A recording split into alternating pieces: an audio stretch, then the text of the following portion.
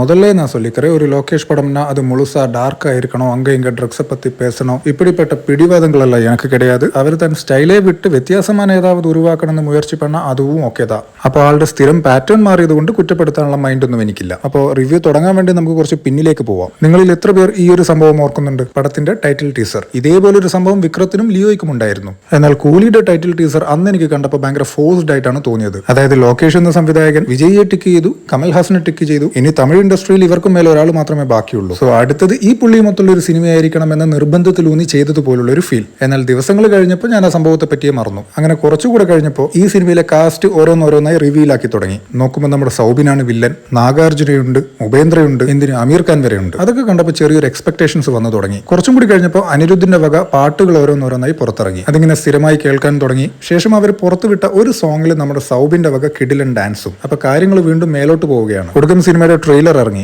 ഒരുപാട് പ്രതീക്ഷയൊന്നും തരാത്തൊരു ട്രെയിലർ, പക്ഷെ അതെനിക്ക് ഇഷ്ടപ്പെട്ടു. കാരണം അതിൽ കാണിക്കാത്ത സംഭവങ്ങളൊക്കെ നമ്മൾ തിയേറ്ററിൽ കാണുമ്പോഴല്ലേ അതിന്റെ കിക്ക്. സോ അവരൊരു ലോ പ്രൊഫൈൽ ട്രെയിലർ ഇട്ടത് നന്നായെന്ന് എനിക്ക് തോന്നി. അങ്ങനെ ഇതിനൊക്കെ ശേഷം പടം റിലീസ് ആവുന്നു. പക്ഷെ പിന്നീട് സംഭവിച്ചത് എന്താ? എങ്ങും നെഗറ്റീവ് മയം. ഞാൻ ഉദ്ദേശിക്കുന്നത് നമ്മുടെ യൂട്യൂബ് റിവ്യൂസിന്റെ അഭിപ്രായം മാത്രമല്ല, മറിച്ച് ഈ തിയേറ്ററിൽ നിന്ന് ഇറങ്ങി വരുന്ന പബ്ലിക് റിവ്യൂ ഉണ്ടല്ലോ, അവിടെയും കേൾക്കുന്നത് ഇത് തന്നെ. അങ്ങനെ കൊടുക്കും എന്തേലും ആവട്ടെ എന്ന് കരുതി ഞാൻ ഇന്ന് പോയി പടം കണ്ടു. കാരണം മുൻപ് ആക്ഷൻ ഹീറോ ബിജുവിനും എമ്പുരാനും ഒക്കെ എനിക്ക് സംഭവിച്ചത് ഇത് തന്നെയാണ്. മരണ നെഗറ്റീവ് റിവ്യൂ കേട്ടിട്ടാണ് പോയതെങ്കിലും എനിക്ക് സംഗതി ഇഷ്ടപ്പെട്ടു. സോ ഇതും അതുപോലെ ആവട്ടെ എന്ന് കരുതി പടത്തിന് കയറി. കാരണം ഇത് ആരുടെ പടമാണ്? കഴിഞ്ഞ വെറും 4-5 വർഷങ്ങൾക്കുള്ളിൽ തന്റെ ബാർ അത്രക്ക് ഉയർത്തിയ ഒരു സംവിധായകന്റെ പടമാണ്. അയാൾക്ക് തെറ്റില്ലല്ലോ.